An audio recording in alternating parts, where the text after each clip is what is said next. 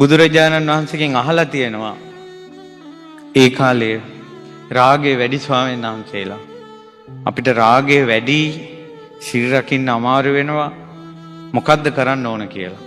බුදුරජාණන් වහන්සේ පළවෙනි විකල්පෙ දීලා තියෙන්නේ ඔබට කෙල්ලෙක් දැක්කට පස්සේ නම් රාගය ඇති වෙන්නේ ඒ විලාවට තමන්ගේ අම්මාව සිහි කරන්න. තමන්ගේ අක්කව සිහි කරන්න. මේ මගේ අම්මා වගේ මගේ අක්කා වගේ මගේම නංගි වගේ කියලා. ඒ ගෞරවය හිතට ආපු ගමන් රාගය තුනී වෙලා යනවා. ඔක තමයි බුදුරජාණන් වහන්සේ පළවෙනි විකල්පෙට දුන්නේ. දෙවෙනි විකල්පෙට බුදුරජාණන් වහන්සේ අසුභ භාවනාව දුන්නා. තුන්වෙනි විකල්පෙට බුදුරජාණන් වහන්සේ ඉන්ද්‍රිය භාවනාව දුන්නා. දැන් රාගය ඇවිස්සීලා ඇයි ෆෝන් එක නිසා යාළුවෝ මාළුවෝ කියන දේවල් නිසා රාගය ඇවිස්සීලා තියෙන්නේ. එතකොට ගරු කළ යුතු කෙනාට ගරු කරන්නේ මව් සමාන ස්ත්‍රීන් ගැන පියා සමාන පුරුෂයන් ගැන කෙලෙස් සිතුවිලි හට ගන්නවා. අනුන් සන්තක ස්ත්‍රීන් ගැන කෙලෙස් සිතුවිලි හට ගන්නවා. ඊට පස්සේ ස්ත්‍රීන්ට ගරුණ කෙරුවට පස්සේ ඔය නිවුස් වලට යන්නේ ප්‍රවෘත්ති වලට ස්ත්‍රී දූෂණ තමන්ට වෙදකම් කරන්න එන වෛද්‍යවරියට ගෞරවය නැති වෙනවා. බස් එකේ යන ඒ මගියාට ගෞරවය නැති වෙලා යනවා.